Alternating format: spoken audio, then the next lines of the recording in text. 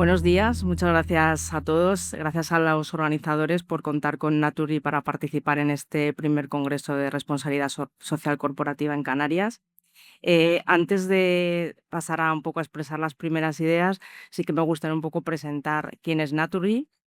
Naturgy es una empresa con más de 180 años de historia, es una empresa del sector energético, con presencia en más de 20 países y con una actividad en el sector de la energía que va desde la generación de energía eléctrica a través de fuentes convencionales y renovables, pasando por la distribución de gas y electricidad y la comercialización de GNL y de energía a clientes finales.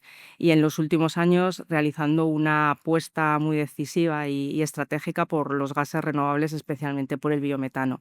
En concreto, en las Islas Canarias, la compañía realiza actividad de generación renovable, de generación eléctrica a través de tecnologías renovables y cuenta en la actualidad con 12 parques eólicos en operación, que representan como unos 100 megavatios de potencia, y 11 plantas fotovoltaicas que representan una potencia de unos 50 megavatios. Y además continúa también desarrollando y construyendo futuras instalaciones renovables. Además, comercializa energía a cliente final a través de la comercializadora del grupo. Pasando al tema que nos ocupa, que es la responsabilidad corporativa o la sostenibilidad, que yo emplearé de manera indistinta en las distintas intervenciones que haga. La sostenibilidad, entendemos que, al menos en nuestra compañía, está integrado plenamente en la estrategia. Consideramos que es un elemento transversal. Me viene súper bien la intervención de Elsa, ¿no? Porque ella ha explicado muy bien todas las buenas oportunidades y todo lo que representa integrar los aspectos de sostenibilidad en la estrategia de las compañías. ¿Cómo integramos la sostenibilidad en la estrategia? Pues básicamente a través de un plan de sostenibilidad específico que está alineado con nuestra estrategia de negocio y sobre todo, para empezar, me gustaría dejar planteadas 3 ideas, ¿no? Y es que los retos globales ambientales a los que nos enfrentamos requieren del compromiso por parte de las empresas, y esto es especialmente relevante en una empresa como Naturgy del sector energético, donde la lucha contra el cambio climático no hace sino constatar y hacer ineludible la transformación que como compañía llevamos abordando de unos años a esta parte, de transformarnos hacia una compañía comprometida con la transición energética. Pero una transición energética en la que somos conscientes de que no solamente los retos a los que nos enfrentamos son retos ambientales, sino también retos sociales, y de ahí que nuestras actuaciones se dirijan a trabajar para alcanzar un equilibrio de lo que nosotros llamamos internamente, en palabras del presidente de la compañía, el trilema energético, ¿no? ¿Qué queremos decir con esto? Bueno, pues que hay que trabajar equilibrando los objetivos de descarbonización, pero simultáneamente asegurando una seguridad del suministro y ofrecer a los clientes y a la sociedad en general energía asequible a precios asequibles. Esto pone de relieve el siguiente punto que me gustaría destacar, que es la importancia de las personas. Cuando hablamos de sostenibilidad también hablamos de personas, de esa S del acrónimo ASG, ¿no? La S ha de estar en el centro de cualquier estrategia empresarial, teniendo en cuenta a las personas y a la sociedad con una perspectiva amplia, desde los propios empleados de la compañía, pasando por los colectivos y comunidades afectadas directamente por los proyectos que desarrollamos, la cadena de valor, todos los proveedores y otros terceros que se relacionan con la compañía. Y ahí contar con una estrategia de sostenibilidad robusta es imprescindible para ser conscientes de los impactos positivos y negativos que generamos como compañía y ser capaces de integrar en la toma de decisiones las expectativas de esos grupos de interés.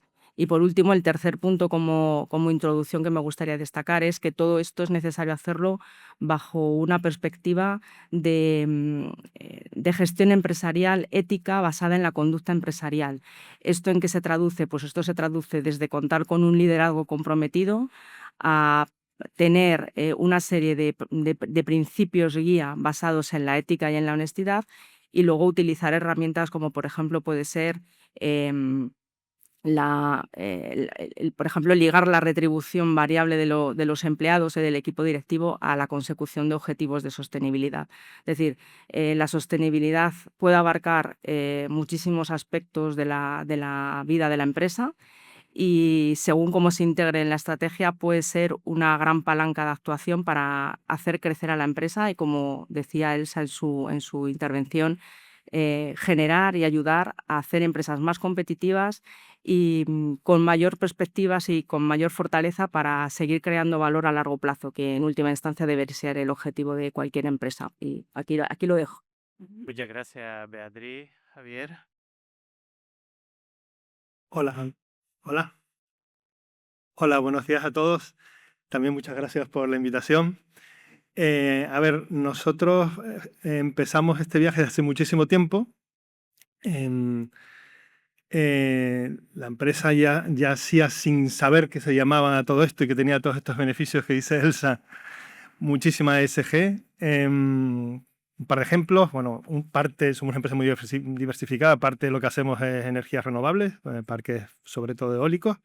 Pero también tenemos una fundación desde hace muchísimo tiempo, no sabría decir cuánto, la Fundación Jungle San Juan, muy dedicada a que lo que hace es financiar. No hacemos gran cosa, lo que hacemos es poner dinero, pero bueno, eso no está mal.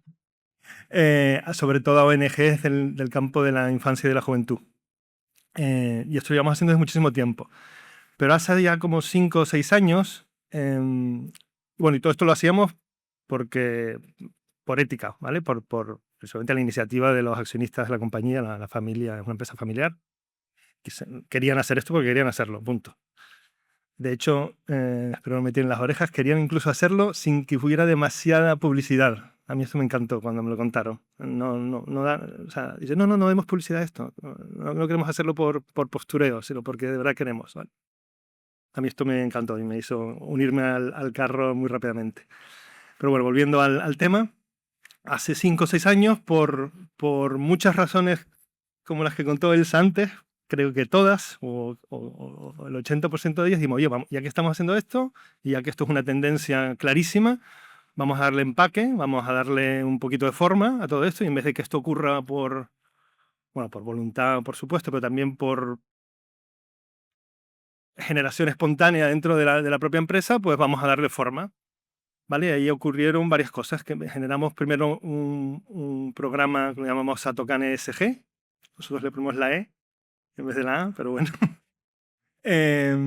Que duró unos 2 años. Era un programa así muy informal, pero en el que ya se iban dibujando los 2 grandes principios que queríamos. O sea, por un lado, una de las cosas que dices tú, Elsa, también, mucho apoyo desde la alta dirección. Se decidió desde el principio que alguien, yo en este caso, estuviera en el comité de dirección dedicado a estos temas para impulsarlos desde arriba, pero también para asegurar que todas las decisiones en el consejo, en el comité de dirección, tuvieran la perspectiva de ESG. Y luego también muy importante, se quiso darle mucho empaque desde abajo. Llevamos desde el programa ESG del principio lanzando lo que llamamos un concurso de ideas, al que somos 700 empleados, ya casi 900, los que empezaron participando 30 en la primera edición y ahora ya van por 200 y pico, ¿vale? En las que constantemente, no solo en el concurso, sino durante todo el año, los empleados del grupo lanzan ideas de los 3 planos, E, S y G, y un altísimo porcentaje, bueno, altísimo, un 50 por lo menos por ciento de esas ideas terminan implantándose. Con lo cual, mucho apoyo desde arriba y mucha dinamización desde abajo. Y hace 2 años el programa de SG ya se convirtió en un plan estratégico un poco similar, supongo, al que tenéis vosotros, que queremos mejorar poco a poco. Bueno, no quiero aburrir, con casi todos los ingredientes que ha dicho Elsa, de reporting, de palancas de beneficio, empleados, orgullo de pertenencia, financiación bancaria premium, etcétera, etcétera. Casi todo lo que no quiero repetir lo de Elsa. Y nada, pues llevamos 2 años con este programa y bueno, y con vocación de seguir cada vez mejor. Gracias. Muchas gracias, Javier. Celia. Hola, Buenos días a todos. Primero que nada, como mis compañeros, muchas gracias por la invitación y poder estar aquí y contar la experiencia, cómo estamos haciendo en Domingo Alonso Group. Como comentaba antes Tanausu, Domingo Alonso Group es líder, es una empresa de automoción con más de 90 años de historia. Y como comentaba Javier, de una forma innata también llevamos la sostenibilidad dentro del ADN del grupo, ¿no? Sin saber qué teníamos que hacer, pues lo hacíamos. Y así en finales de 2019, pues se crea ese departamento de sostenibilidad, donde estoy yo a cargo de una forma parcial, porque tenía otras funciones. Y bueno, en 2022 ya tenemos a 2 personas más trabajando y ahora yo con dedicación exclusiva. Estamos totalmente comprometidos pues con la sostenibilidad, con la innovación, las personas, transición energética de alguna manera también. En cuanto pues personas, pues hemos sido por 4º año consecutivo elegidos, ¿no? Como una de las 100 empresas mejores para trabajar en España, y eso pues refleja nuestro compromiso, nuestras políticas laborales, nuestro desarrollo profesional, el ámbito laboral, como que está teniendo su efecto, ¿no? Tenemos un plan de igualdad, el mayor de Canarias, que al final no se queda en un documento, sino es una herramienta útil que nos ayuda pues a garantizar esa conciliación, esa igualdad de oportunidades, y reducir al máximo esa brecha de género, ¿no?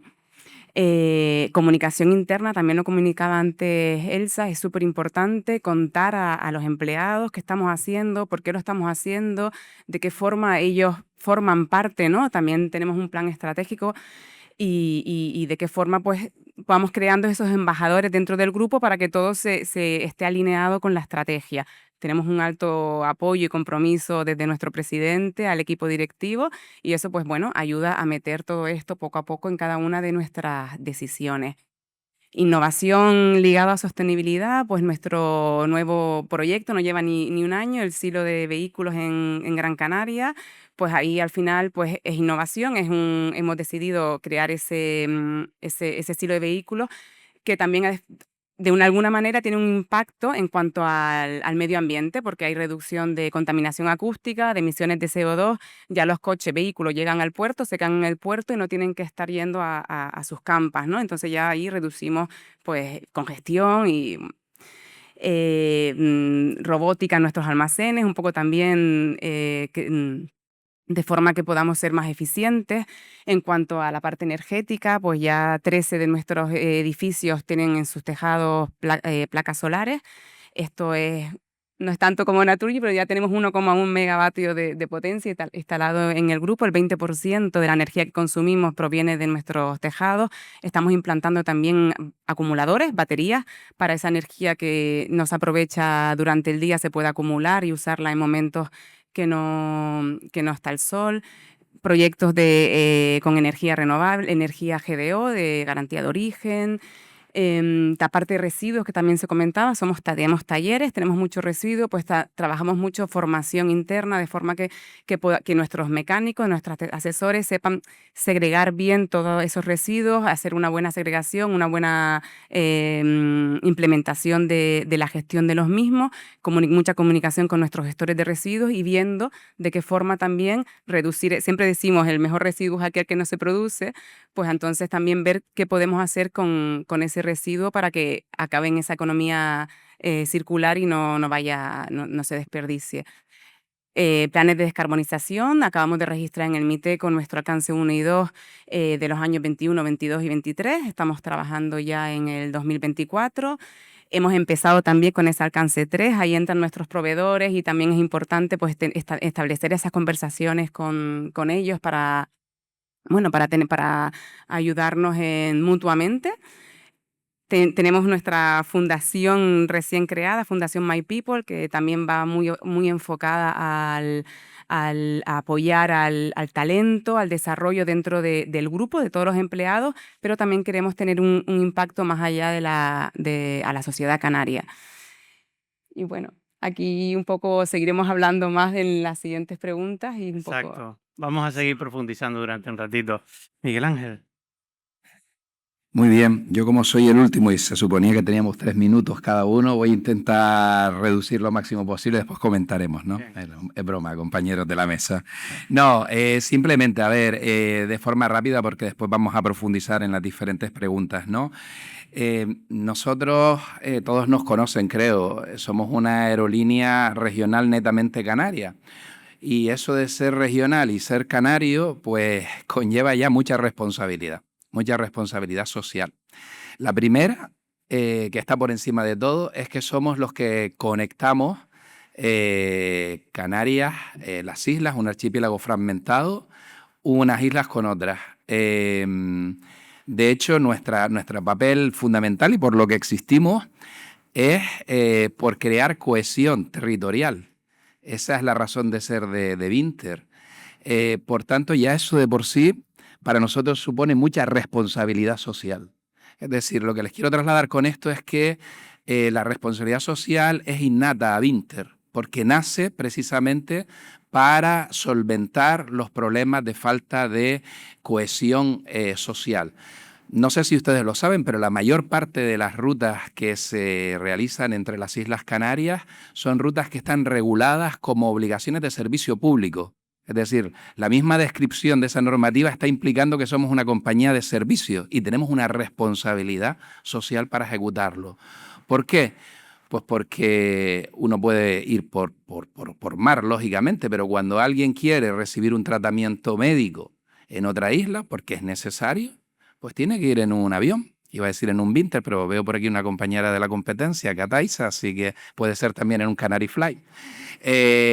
Tenemos también que pensar que si alguien decide estudiar fuera de su isla, necesita también desplazarse. Cosas tan básicas como, por ejemplo, ir a una entrevista de trabajo. Pues ahí tiene que haber también una conexión entre esas islas, ¿no? Y ya para terminar, porque después ahondaremos, esto es tan importante que en momentos de mucho estrés para los canarios, se me ocurren dos, uno fue el COVID y otro fue el volcán, se pone en valor verdaderamente lo que es la responsabilidad social corporativa para Vinter, ¿no? Cuando el COVID, recuerdo perfectamente, fue hace ya más de 5 años, pero todavía se me ponen los pelos de punta, recuerdo perfectamente la llamada de mi presidente y de mi coordinador general diciéndonos, Miguel, cueste lo que cueste, tenemos que traer a nuestra gente que está por ahí. Cueste lo que cueste, Miguel. Es decir, teníamos a gente en muchos sitios de África, teníamos gente en Francia, teníamos gente en Italia, las teníamos que traer, son nuestra gente. Cueste lo que cueste. Y se hizo. Sacamos aviones de donde fuese, tripulación de donde fuese, nos peleábamos con todas las administraciones públicas, pues esa era nuestra responsabilidad social con los canarios. Lo hicimos. Después estuvimos volando con aviones vacíos durante muchos meses del confinamiento. Iban 2 personas en un avión. Eso es una pérdida de dinero tremenda. Pero había que hacerlo, porque iban los sanitarios, iban las vacunas. Y allí estuvimos. Eso es responsabilidad social corporativa. Recientemente con el volcán, recuerdo perfectamente estar con los compañeros de control operacional viendo por dónde iba a ir el viento. Porque en función de por dónde fuese el viento iban las cenizas. Y si había un hueco, ahí había un avión preparado para conectar La Palma con cualquiera de las islas. Y eso es lo que les quiero trasladar. Después ya ahondaremos en planes, compromisos y todo lo demás, que es muy importante. Pero para Vinter, la responsabilidad social corporativa es algo más que una mera palabra que puede quedar bonita en un foro en un congreso como este, ¿vale? Muchas gracias, Miguel Ángel.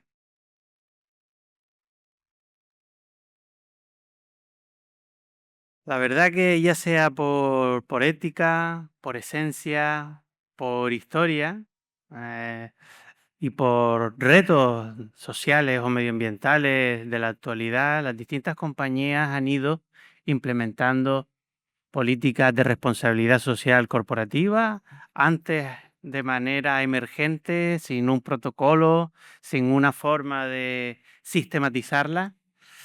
Pero ya cada vez más afrontamos también ese reto de tener un estándar, un sistema, una memoria. Pero yo les quiero preguntar sobre las dificultades en ese proceso. Porque una cosa es hacer lo que lleva la esencia de la compañía de toda la vida o por la historia, y otra cosa es llevarlo a un sistema de calidad, llevarlo a un reporting anual, llevarlo a los compañeros. les quiero preguntar por esas barreras, por las barreras que han encontrado y cómo las han superado. Digan lo que puedan, que no sea confidencial, claro. Bueno, a ver, el tema barreras y cómo las superamos. A ver, la sostenibilidad yo la definiría creo que en Naturgy y en cualquier empresa como una carrera de fondo. Es decir, las empresas que quizá llevan más años empezando por estos temas de esta manera más intuitiva o de una manera más consciente según la empresa, ¿no? O simplemente porque la historia te ha ido llevando a ello, ¿no? También por el sector donde se mueve la empresa, ¿no? Con esos compromisos también de servicio público, como puede ser también el caso de una empresa energética, ¿no? Hace unos años la sostenibilidad, se hablaba más de responsabilidad social corporativa, pero con ese enfoque mucho más de filantropía, de acción social, de acciones que complementaban la función principal de la empresa, ¿no? o la actuación o el fin social de la empresa, pero que no estaban quizá tan ligadas al negocio. Esto, por suerte, ha ido evolucionando y también es cierto que el contexto y, en ese sentido, todo lo que ha cambiado el contexto ha sido un gran impulso para que estos temas en las empresas se integren de una manera mucho más más integrada en la estrategia, ¿no? Como hemos comentado. Yo en estos 10-15 años, yo llevo más de 20 años en la empresa y casi más de 10 años también dedicándome a temas de sostenibilidad, pues he visto muy bien cómo han ido evolucionando estos temas. Y sí que destacaría, me voy a quedar con los retos de los últimos años, ¿vale? Que quizás son los más, porque claro, en el momento en el que esto se empieza a integrar más en la gestión empresarial, empiezan a aparecer retos más importantes y que realmente requieren implicación de más áreas de la compañía. Yo, para mí, el primer reto muy reciente y que es el que nos ha afectado en el último año es todo lo que tiene que ver con la adaptación a la regulación y al reporte. Hemos pasado de un entorno en el que estos temas eran totalmente voluntarios, es decir, las empresas hacían las acciones que consideraban, comunicaban lo que consideraban de manera voluntaria, elegían el estándar que seguían, es decir, veníamos de un enfoque muy voluntario, muy de hago las cosas porque quiero, por convicción, porque me lo demandan mis clientes, me lo demandan inversores, cada uno por las razones que fuera. Y hemos pasado a un enfoque en el que la regulación tiene mucho peso y la regulación es compleja. Entonces, para mí uno de los retos, y que va a seguir siendo un reto a futuro y a medio plazo y que para todas las empresas que esto les va a afectar en los próximos años, es realmente importante contar con sistemas y con herramientas robustas dentro de la empresa y, sobre todo, tener equipos comprometidos más allá del propio equipo de sostenibilidad, ¿no? Para mí eso es uno de los grandes retos. El segundo reto que yo destacaría, también que ha ido evolucionando en los últimos años y que va a seguir evolucionando en los próximos años y donde ahí se ven afectadas claramente todo lo que tiene que ver, todo el tejido empresarial, pero especialmente esa relación entre grandes empresas y empresas más pequeñas, es todo lo que tiene que ver con cadena de valor y cómo extender los compromisos de sostenibilidad a la cadena de valor.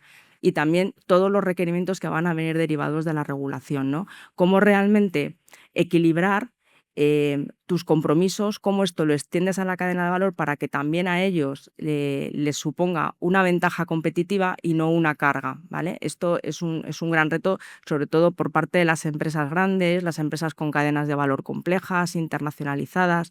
Es decir, cómo encontrar ese equilibrio en el que realmente todos cumplimos nuestras obligaciones y encontramos en esto un valor, ¿no? Y luego, en el sector energético, el gran reto por excelencia es todo lo que tiene que ver con la transición energética. Como decía al principio, el reto del cambio climático, cómo conseguir ese equilibrio entre suministrar una energía limpia y a la vez mantener el reto de garantizar un suministro seguro y además a un precio asequible. Y esto en un contexto donde este cambio tecnológico, esta transición energética en el sector energético implica, por ejemplo, En el caso de Naturgy, en el año 2020 cerramos nuestras centrales de carbón, de generación por carbón, ¿vale?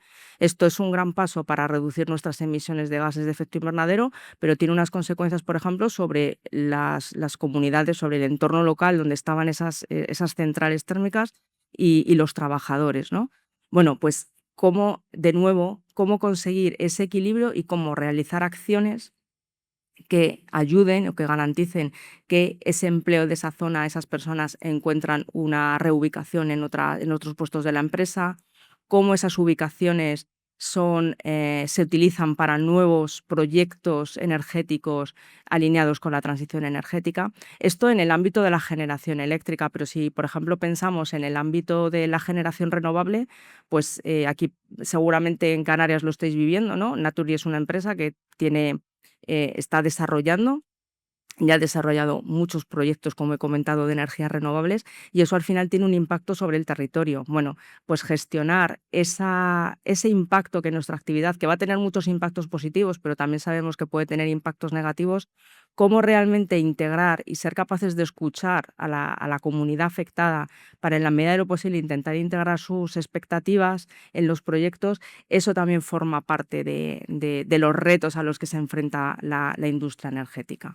Eh, Estos son los retos. ¿Cómo los resolvemos? Pues con sistemas de gestión fuertes, con liderazgo, con procesos y con herramientas internas que nos permiten gestionar todos estos retos y, sobre todo, con equipos que cada uno desde su ámbito de responsabilidad y desde su operativa, o sea, integrando muchos de estos temas en la operativa.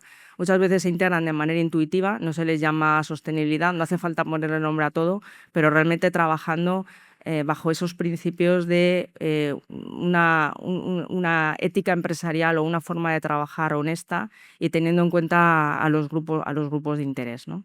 No sé si he respondido. Gracias, sí, fantástico. Javier. Bueno, pues a mí me has dicho más o menos los dos retos principales que iba a decir. Voy a añadir un poquito, si quieres, de color al tema, pero sí, a ver, yo he tenido mucha suerte porque una de las condiciones más importantes que también ha dicho Elsa en su presentación es el compromiso de la alta dirección, y yo vine con eso ya más que asegurado, con lo cual por ahí muchísima suerte, eso no ha sido nunca un problema. El problema venía por ese mix de regulación y de necesidad de involucrar a toda la compañía. Ya no hablo tanto de concurso de ideas y tal, que esto al final, sino que tanto por necesidades de regulación, que cada vez es más pesada en términos de reporting, de papeleo, etcétera, como por el hecho de haber transversalizado y tenemos que involucrar mucha gente para hacer proyectos. La gente no es que no quiera hacerlos, pero supongo que todo se verá reflejado aquí. Estamos en una sociedad en que todo el mundo está cada vez más ocupado. Y cada vez se le pide más cosas a la gente y cada vez más iniciativas, más cambio. Entonces, de verdad que no creo que nuestra gente dijera que no quiera hacerlo. Les encanta. De hecho, estos son los proyectos. Dice, mira, Javier, tu proyecto me encanta. Ojalá pudiera dedicarme solo a este. Pero es que tengo esto y lo de mañana y el comité y la presentación y la... Entonces eso fue un reto. O es el reto, si quieres. ¿Cómo combinas que la parte bonita cada vez se está cargando más de la parte fea, vamos a llamarla burocrática, y que cada vez nuestra gente tiene menos tiempo? Ese para mí es el reto principal. ¿Y cómo lo hemos hecho? Pues ojalá pueda ser casi un éxito, sigue siendo un problema. Pero estamos intentando trabajar en dos frentes. Una cruzada también muy apoyada desde arriba, antiburocracia. Y intentando que aquello que se puede resolver, intentando reducir el número de reuniones al mínimo, intentando reducir el número de mails al mínimo, aquello que puedes hacer que en realidad solo necesitas 15 minutos, dedicar esos 15 minutos y punto, también muy impulsada desde arriba, para robarle en la parte, digamos, más fea a la gente el menos tiempo posible, y para asegurar que la gente dedica tiempo a la parte bonita, que es en realidad los proyectos.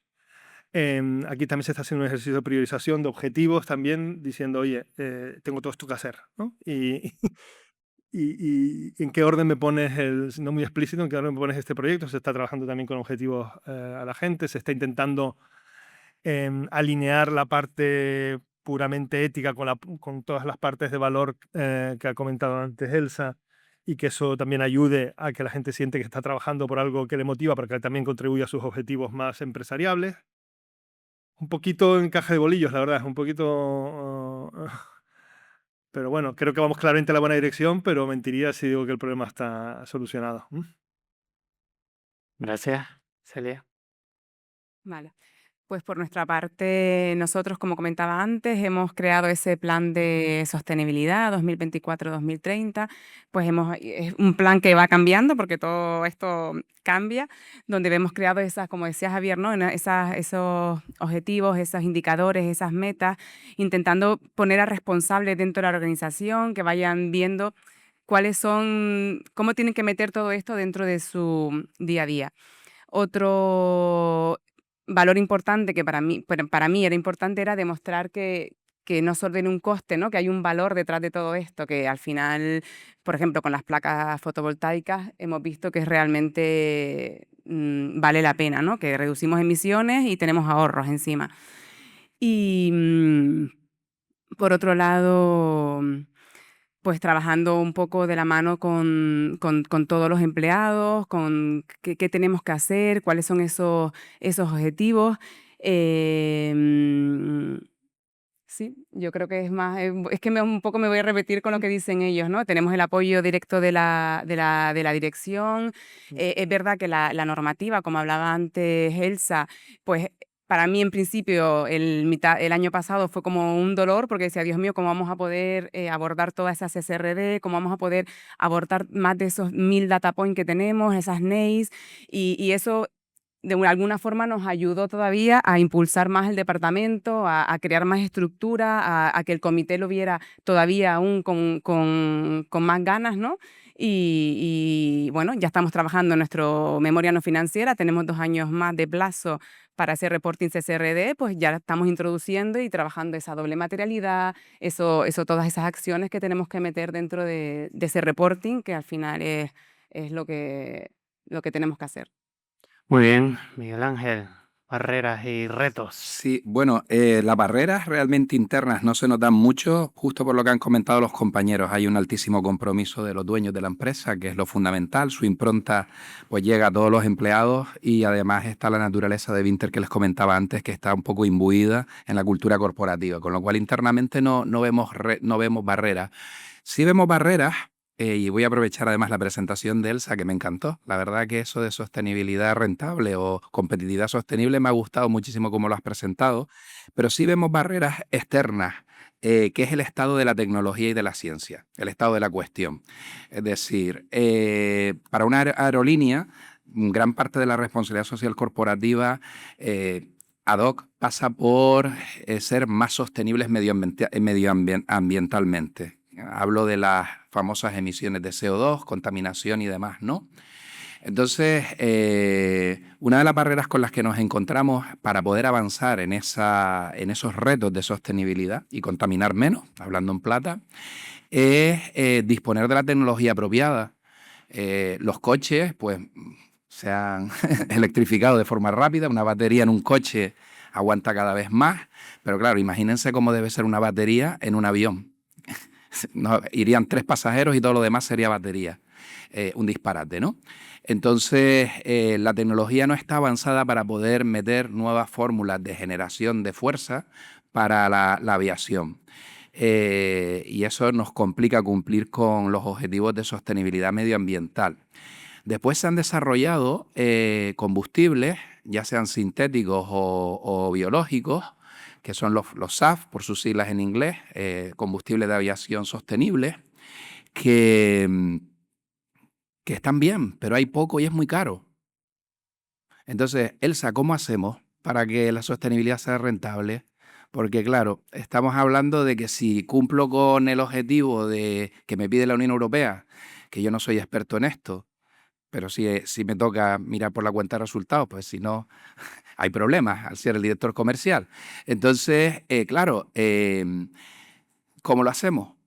¿Cómo consigo yo cubrir las exigencias de rentabilidad si el SAF es 10 veces más caro que el queroseno habitual? y no hay una perspectiva a corto plazo, a lo mejor a largo plazo sí, me parece muy bien lo del plan Draghi, creo que hay recorrido ahí, pero a corto plazo no hay esa perspectiva y además mis competidores no europeos no tienen que cumplir con esa normativa, con lo cual me pueden echar fuera del mercado. Pues yo veo ahí sobre todo las limitaciones y paro aquí. Muy bien, voy a aprovechar que hablabas de tecnología, porque una de las preguntas que tenía yo preparadas era sobre la innovación, la digitalización, cómo ha influido, cómo ha afectado a la hora de sistematizar, de llevar a cabo los procesos y sobre todo las iniciativas y los proyectos de responsabilidad social. ¿Les ha permitido mejorar en el front line, que la gente trabaje de manera más comprometida y más rápida, quitándose la burocracia? ¿Les ha permitido visualizar mejor? ¿Les falta digitalización e innovación? Vamos por ahí. Hablen con el micro abierto completamente. No hace falta que vaya uno por uno y en orden. Pues nada, sigo yo entonces. Sí, la innovación fundamental. De hecho, igual que digo que hay una parte que es una barrera importante, que es el estado de la tecnología, de la ciencia en algunas cosas, en otras está muy avanzado y, por ejemplo, hablando cosas como muy prácticas, los motores de los aviones han mejorado muchísimo. Ahora mismo, gracias a las innovaciones que se han ido implementando, somos capaces de montar motores que consumen en torno a un 25, un 30% menos de combustible y, por tanto, se emite aproximadamente la misma cantidad menos de CO2 a la atmósfera, ¿no? Los SAF se está trabajando, está todavía bastante verde, pero se están trabajando en desarrollar otra forma de generar esos SAF que sí permita cubrir la demanda que hay. Y eso ha sido debido a innovaciones fundamentalmente en el ámbito químico, ¿no? Hablo de los biocombustibles sintéticos. Y está ayudando mucho a nuestra industria en ese sentido, ¿no? La innovación. En la parte de digitalización, piensen que hace no mucho tiempo, pues todos íbamos con la tarjeta de embarque impresa, ¿verdad? Ya hemos pasado a una tecnología digital donde prácticamente hemos reducido mucho el papel. Hace no mucho, cuando un avión tenía que hacer un vuelo, subían un montón de cantidad de papeles que tenía que estar ahí, la hoja de ruta, la hoja de carga, 1000 historias. Ahora con un iPad se hace todo se ha eliminado un montón de papel gracias a la digitalización. Y nosotros en los últimos tiempos, y con esto termino, estamos intentando trabajar en la inteligencia artificial también para ser más responsables socialmente y esto elongarse un poco también con la economía circular y el consumo de los residuos que hablaban antes, ¿no? Somos capaces en los últimos tiempos, gracias a la inteligencia artificial, a tratar de ajustar muy bien. A ver, creo que todos saben que nosotros a bordo incluimos un catering, un aperitivo gourmet en el precio. Esto no es una coletilla publicitaria, es para explicar lo que viene ahora, ¿no? Eso generaba, si no hacías bien el ajuste, generaba mucho desperdicio, porque sobraba, no todo el mundo que tú tienes previsto que suba a bordo, sube, ¿no? ¿Qué hemos hecho? A través de sistemas de inteligencia artificial estamos ajustando muchísimo mejor la demanda real que al final se sube a un vuelo y por tanto somos capaces también de ajustar mucho mejor la carga de comida, con lo cual porque todo lo que se subía después había que tirarlo. Estamos en ese sentido siendo mucho más responsables, ¿no? Hemos incluido también gracias a la inteligencia artificial y a otros elementos, y esto lo asocio con la economía circular, pues que esos productos sean canarios. Vaya salto, ¿no?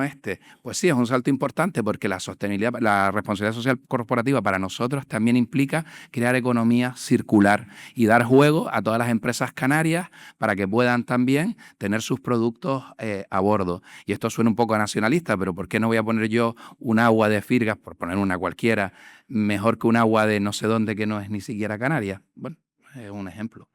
Ese impacto en los stakeholders, Celia, en los grupos que están alrededor de la empresa, es también responsabilidad social. ¿Llegan ustedes? ¿Cómo les llega a ustedes, mejor dicho, el impacto de los proyectos de responsabilidad social? ¿Lo acogen bien los stakeholders? Sí, al final tenemos que empezar a trabajar ¿no? Al final nuestro alcance 3 de nuestra huella de carbono entra en toda parte de proveedores, clientes. Entonces al final tenemos que empezar o seguir trabajando esas relaciones, hacerlas más transparentes, de confianza, porque el impacto de ellos de alguna forma nos impacta a nosotros. Entonces pues pues tenemos que trabajar con ellos y con los propios empleados. También decía antes, mucha comunicación interna, no solo de lo que hacemos en la empresa y de cómo estamos trabajando toda la parte de sostenibilidad, sino en su día a día, también fuera de la empresa, qué tienen que hacer o cómo mejorar, ¿no? ese día a día. Y te llegan muchas resistencias. Cada vez menos, se debe decir. Es verdad que cada vez vamos creando esos propios embajadores internos que nos ayudan a transmitir el mensaje dentro de la organización. Fundamental, ¿no? Sí. Tener vínculos que vayan apoyando la estrategia. Exacto. Ujú.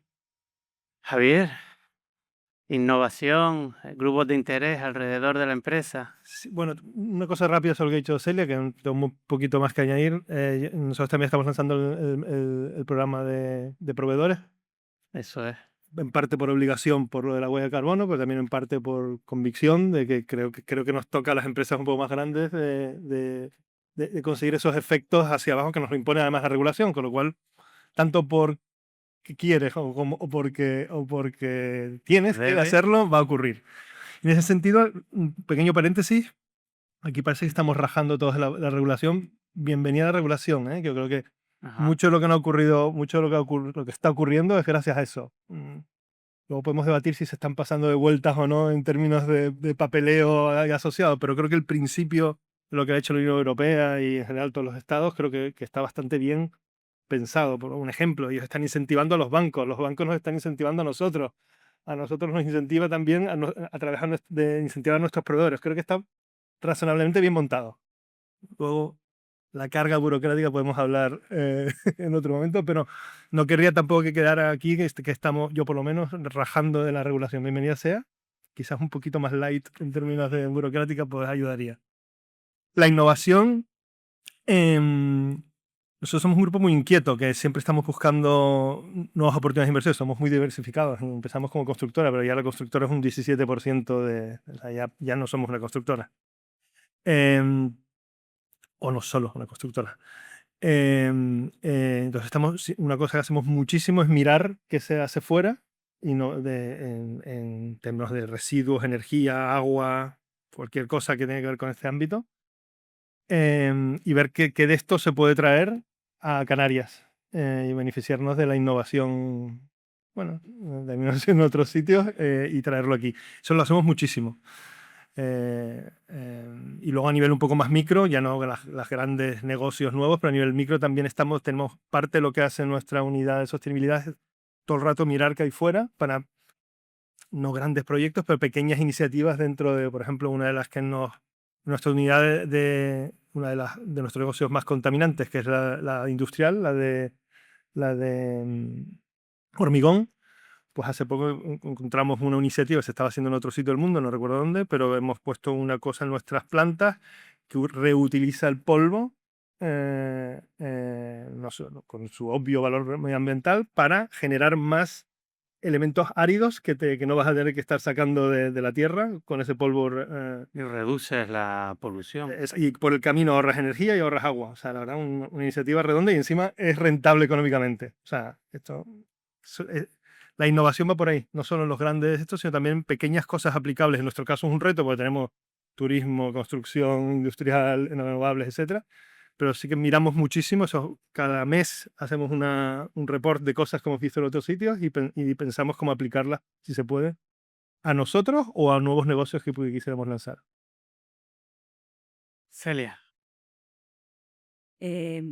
A ver, sobre innovación me gustaría destacar en el caso de Naturgy, pues quizá toda esta necesidad de descarbonizar, ¿no?, nuestra huella de carbono. Claro, nosotros una de nuestras actividades es vender gas, ¿no? Entonces el gas, cuando lo consumen los clientes, genera emisiones de alcance 3. Esto es uno de nuestros grandes retos. Y esto yo creo que ha impulsado y acelerado mucho una línea de negocio que en el último año la compañía, de hecho, se ha creado una división específica para impulsarla, que es los gases renovables, especialmente el biometano, ¿no? ¿Y por qué es relevante el biometano? Bueno, pues porque es una manera de descarbonizar el gas natural, ¿vale? El biometano es un gas que se genera a partir de residuos orgánicos, se hace una fermentación anaeróbica y de ahí sale un metano que se enriquece que es un proceso simplemente de purificación, ¿vale? Y ese metano es totalmente asimilable al gas natural y se puede inyectar en la red de distribución de gas natural sin mayor problema. Y además en el punto de consumo final no hay que hacer ninguna adaptación, con lo cual es un proceso productivo bastante redondo, en el sentido de que, por un lado, resolvemos el problema de los residuos. Además son residuos que en muchos casos se utilizan residuos agroganaderos, con lo cual también tiene mucha utilidad en todo lo que tiene que ver con el medio rural. O sea, tiene toda la componente de economía circular y además nos permite descarbonizar el gas natural, ¿no? La compañía está apostando muy firmemente por esto, con el plan estratégico con objetivos muy ambiciosos para el año 2027 y para el año 2030. Eso en cuanto a innovación. Y luego otra cosa que nos preocupa y en la que también se está trabajando desde el punto de vista de innovación es todo lo que tiene que ver con las instalaciones renovables. Por ejemplo, los parques eólicos, pues ahora hay parques que ya se están repotenciando, ¿no? Esto significa que parques antiguos donde había, por ejemplo, muchos molinos, pues ahora mismo a lo mejor se puede reducir a la mitad o a un tercio el número de molinos, y todos esos molinos hay que desmantelarlos, ¿no? Pues qué hacer con todos esos residuos, que esto va a ser algo que en los próximos años, con la cantidad de instalaciones renovables, no solo de Naturgy, sino de otras muchas empresas, pues qué se va a hacer cuando se empiecen con todos esos trabajos de repotenciación, ¿no? Cómo aprovechar los materiales, cómo hacer una buena disposición final de todos estos residuos para que una forma de generar energía que es limpia y respetuosa con el medio ambiente no termine generando un problema adicional por el tratamiento de residuos. Y luego me gustaría también destacar, porque tenemos yo creo que una iniciativa muy interesante en relación a los grupos de interés, que es todo lo que tiene que ver con nuestro modelo de relacionamiento social. Como he comentado antes, mucha de la actividad que realiza una compañía, las compañías de infraestructura, las compañías energéticas, que parte de su actividad se basa en construir grandes infraestructuras. Esto termina generando una serie de impactos sobre las comunidades que se ven directamente afectadas por estos proyectos. Nosotros progresivamente, y también a partir mucho de la experiencia que hayamos adquirido en otros países donde estos temas tradicionalmente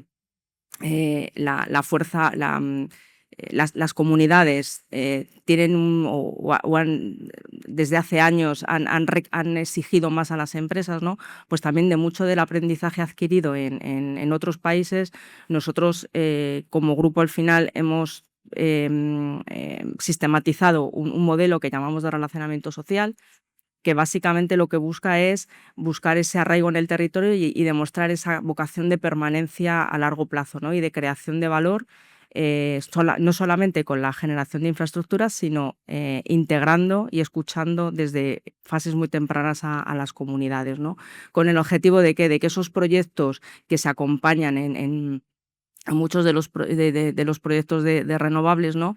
Que sean proyectos que realmente estén alineados con las expectativas y necesidades de las comunidades, además de todos los beneficios que conlleva cualquier proyecto de infraestructuras, como puede ser la generación de empleo, pero todo esto, por ejemplo, pues acompañarlo de formación, de priorización en la medida de lo posible de la contratación de proveedores locales, es decir, siempre con mucho foco en la medida de lo posible en creación de valor en el sitio más cercano a donde estamos produciendo nuestra actividad y, por tanto, nuestros impactos, reduciendo al máximo nuestros impactos negativos e intentando en la medida de lo posible generar el máximo impacto positivo para la sociedad.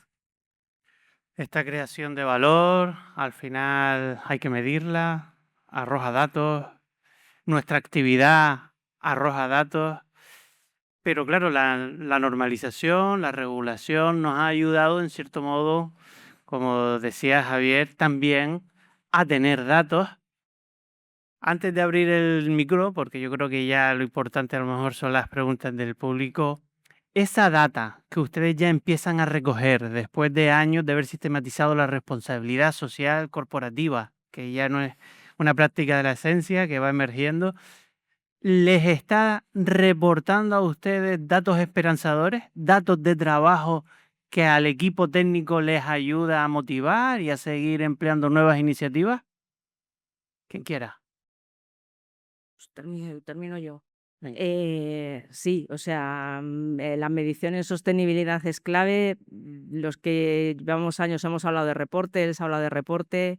Los que llevamos más tiempo en esto tradicionalmente con estándares voluntarios como el GRI, ahora marcados por la regulación, pero hay una serie de indicadores que es lo que al final nos ha permitido en los últimos años pues tener esos planes de sostenibilidad con objetivos, con metas. ¿Por qué? Porque vas conociendo tu desempeño y ya te puedes poner objetivos para reducir, pues objetivos de reducción de emisiones, em, ver aquellos aspectos de la organización que tienes que mejorar o que son más urgentes, más prioritarios. Pues, por ejemplo, el incremento de presencia femenina en puestos directivos y ponerte un objetivo en ese ámbito. Si tu problemática está en los residuos, pues reducir los residuos o incrementar el porcentaje de valorización. Es decir, muchos de estos indicadores están claramente, especialmente los medioambientales sin duda, están muy ligados a la operativa y estos objetivos que se llaman de sostenibilidad en el fondo son objetivos de negocio.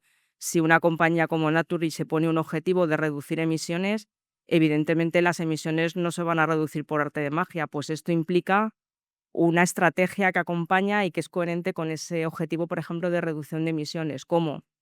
Pues incrementando la potencia instalada renovable para que al final la energía que se genera al final del año venga más de fuentes de renovables que no de fuentes fósiles, ¿no? Quiero decir, la medición es esencial como en cualquier sistema de gestión, la sostenibilidad no se queda al margen de esto y la clave está en que en esos objetivos o indicadores de sostenibilidad lo que realmente son indicadores de negocio, no hay otra cosa. Celia, en Domingo Alonso, también los datos ya no es solo ir con el corazón por delante, ¿no? También ponerle cabeza. Efectivamente, efectivamente, y el dato, ¿no? ¿Qué importa? ¿Se me oye? Sí. Sí, Qué importante el dato y la gestión de ese dato de sostenibilidad, porque hasta día de hoy el dato financiero sabemos dónde está, el dato de ventas sabemos dónde está, y ese dato de sostenibilidad está, de mi punto de vista, o en mi empresa por lo menos, desperdigado por toda la organización. Hay datos que ni siquiera sabíamos que necesitábamos, que tenemos que empezar a recopilar. Los tenemos, pero no los tenemos accesibles, tenemos que desarrollar pues nuestro software o para incluir ese dato que necesitamos y estamos en ese proceso de esa unificación de ese dato sostenible con toda la nueva normativa, con todo lo que se nos está pidiendo y la importancia del dato, porque siempre, mi jefe siempre lo dice, no necesito el dato, no quiero la opinión, quiero un dato. Sin datos no vas a ningún sitio, ¿no? Entonces, la importancia de tener ese dato recogido en algún sitio y que todo el mundo sepa dónde está, la importancia de ese dato, el dato de energía, el dato de agua, que hasta hace apenas unos años estaba, pero no lo medíamos, no lo teníamos en cuenta. en el grupo Satocan, me imagino, con la diversificación de actividades, has tenido que buscar datos a todos lados, ¿no? Sí, para nosotros eso ha sido bastante, y estamos en ello también como Celia.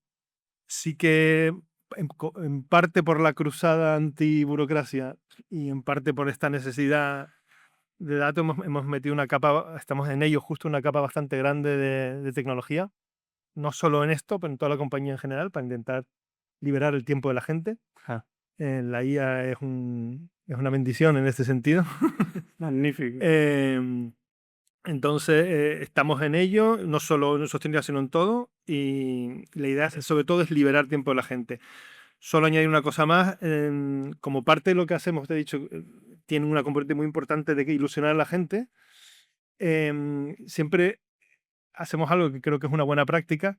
Cuando comunicamos en toneladas de CO2 o en no sé qué de litros de agua y tal, es todo tan abstracto. O sea, tú dices, ¡guau, qué barbaridad!, ¿no? Pero, no sé, a ustedes no les pasa esto, ¿no? Que dicen, ¡guau, no sé cuántas toneladas! Ah, bien, suena muy bien, ¿no? Pero, entonces, cada vez que comunicamos, y tenemos que ser un poquito más creativos porque tenemos un reto de hacerlo, siempre lo comparamos con algo. Al principio lo comparábamos con un número de árboles. Mira, hemos ahorrado, nuestra huella equivale a haber plantado no sé cuántos árboles.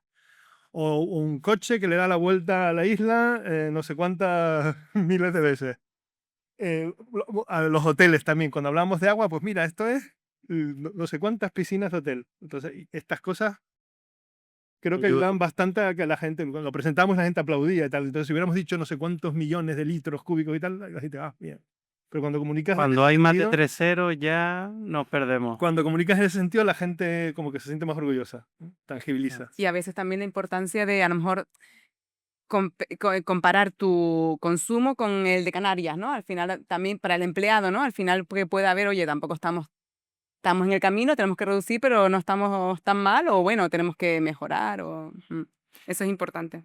Miguel Ángel, ¿te encuentras con una selva de datos o ya la tienes encauzada? Nosotros no tenemos quizás las necesidades tan grandes que tienen los compañeros del reporting, excepto en la parte de las emisiones de CO2 por la Unión Europea. Y lo que nos ha ocurrido en la práctica es que tenemos la mayor parte de los KPIs que están comentando, pues cada empresa del sistema Vinter, que somos 18 empresas, o cada dirección, en su dashboard, ¿no? En sus cuadros de mando y sus KPIs, evidentemente, como dice, lo que no se mide no se puede gestionar. Entonces eso para nosotros es la Biblia, se lleva a los comités correspondientes, se va hacia abajo y hacia arriba en función de los implicados. Y es lo que nos mide un poco lo que comentaba antes la compañera Beatriz, ¿no? Que es lo que te mide al final para poder ver si estás en el camino adecuado, lo que te sirve para ver si estás en el camino adecuado y sobre todo las acciones correctoras que hubiese que tomar. Es verdad que el Big Data, la inteligencia artificial, etc., nos está ayudando bastante a que el dato se simplifique y que se genere más rápidamente. Pero yo a veces tengo la impresión de que de demasiado dato te acabas perdiendo a veces la visión de lo importante, ¿no? Y lo importante va más allá del dato. Hay que medir, evidentemente, pero va más allá del dato. Pero bueno, podemos ya ahora entrar en un debate si quieren. Muy bien, fantástico. Nos quedan 5 minutitos. Podemos abrir el micro al público. Por allí tenemos una mano, por allí tenemos otra y otra. Vamos a ir con 3 y... Arianna, si tienes la amabilidad por aquí al caballero. Hola, buenos días. Oye, muchas gracias por las presentaciones que habéis hecho.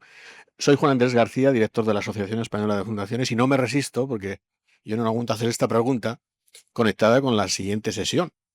Y yo en algún momento estaba pensando, digo, no, esta sesión a lo mejor deberíamos habernos mezclado empresas con fundaciones, pero ahí habéis hablado Celia y Beatriz de fundaciones, no tanto Miguel Ángel como Javier, no sé si hay una vinculación. La pregunta es muy sencilla. ¿Os habéis planteado qué relación tenéis con la fundación, la empresa con la fundación? Y en el caso de que no tengáis, Miguel Ángel ha dicho, nuestra empresa es una empresa responsable y lo demostramos. ¿Os habéis planteado crear una fundación para canalizar vuestra responsabilidad social a través de una institución y una fundación? Es decir, ¿por qué no crear una fundación o por qué sí crearla? ¿Les parece? Hacemos la ronda de las 3 preguntitas y ya luego contestamos. Apunten para no olvidarse los que quieran responder, Sara. Hola, buenos días. Soy Sara Hernández de la Comisión Española de Ayuda al Refugiado y quería hacer una pregunta un poco en relación a lo que comentó Beatriz, de que antes, bueno, la responsabilidad social corporativa ha pasado de ser filantropía a ser algo también interno. Eso desde las entidades es algo que hemos observado también en beneficio nuestro.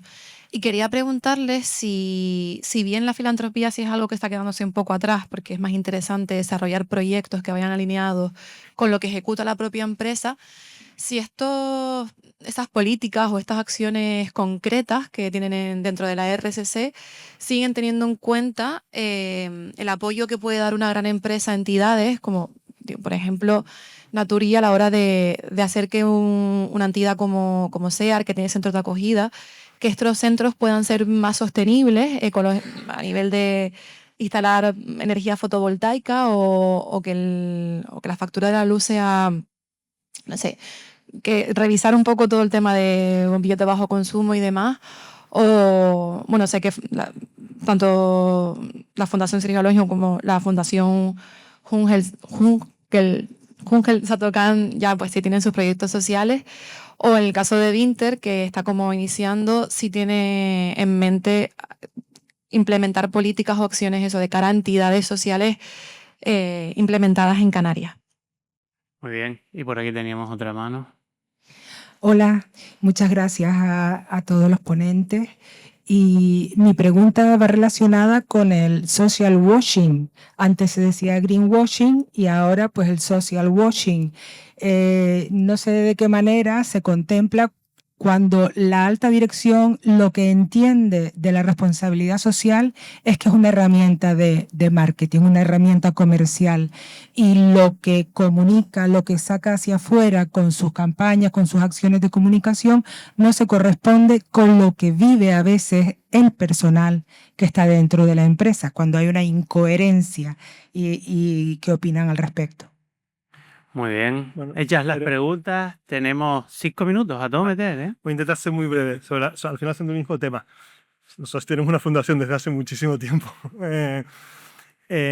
A tu pregunta, intentamos canalizar muchas de las ideas del concurso de ideas. A ver, nuestra fundación es puramente económica. O sea, justamente lo único que hacemos es financiar a entidades como ustedes, ¿vale? No, hay una persona full time dedicada que lo que hace es dinamizar, y a través de ella también intentamos que algunas ideas que vienen de nuestro concurso de ideas, que son más bien ejecutables por una entidad como ustedes, pues canalizarlas a la fundación, ¿vale? Las que creemos que podemos ejecutar, que tienen un valor ejecutable desde la propia compañía, pues las metemos en todo el conjunto del programa. Pero nuestra responsabilidad es puramente financiera, que creo que ayuda bastante. En nuestro caso, nosotros creo que tenemos un perfil bajísimo. Nosotros hemos decidido, bueno, nosotros, los de arriba, hemos decidido que parte del valor que decía Elsa antes, hay una parte financiera clara, y hay una parte también de imagen de la empresa. Nosotros hemos tomado la decisión firme, no ha cambiado nada. Toda nuestra comunicación externa está en el parámetro E. Y en el parámetro S, que tiene que ver con nuestros empleados, nuestra fundación tiene un perfil totalmente bajo, creo que salimos muy poco en prensa, y es por diseño, porque no queremos o no quieren ningún tipo de sospecha que estamos haciendo social washing, porque parte del beneficio es puramente filantrópico, pero también orgullo de pertenencia de nuestros empleados. Entonces, si se sintiera la mínima sospecha de que eso se está haciendo por postureo, con lo cual tenemos órdenes estrictas de toda nuestra comunicación, digamos, hacia afuera, de bombo y platillo, tiene que ver sobre todo con la parte E y no con la S. Muy bien. ¿Alguien más que quiera Sí, responder? a ver, un poco las 3 preguntas sobre el tema fundación. Bueno, Naturi tiene la fundación Naturi, ¿vale? Nosotros internamente decimos que donde no llega Naturi llega a la fundación. No es que todo lo que no hacemos, lo hace la empresa, lo haga la fundación, pero lo que queremos decir con esto es que la fundación precisamente se dedica más a esos temas, que aunque es una fundación muy enfocada y que intenta alinearse mucho a las necesidades de negocio, pero trata esos temas que en específico creemos que necesitan un apoyo extra. En la energía, sobre todo, la fundación se centra en vulnerabilidad energética. Ahora hay un programa de voluntariado corporativo donde somos los propios empleados los que hacemos iniciativas con familias muy enfocados a reducir consumos, como por ejemplo citar el bono social, bueno, varias iniciativas en este sentido.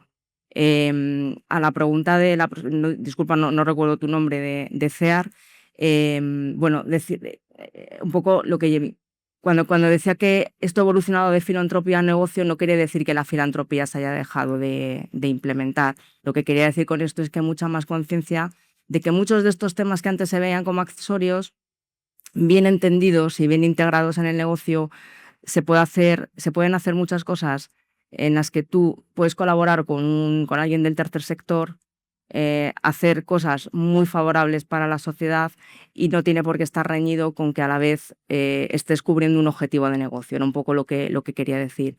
Y, por supuesto, nosotros como compañía, en los proyectos que analizamos, tenemos en cuenta si tienen encaje en los objetivos que tienen en nuestro negocio, y esas otras iniciativas que se salen un poco de esa necesidad puntual del negocio se pueden canalizar a través de la fundación.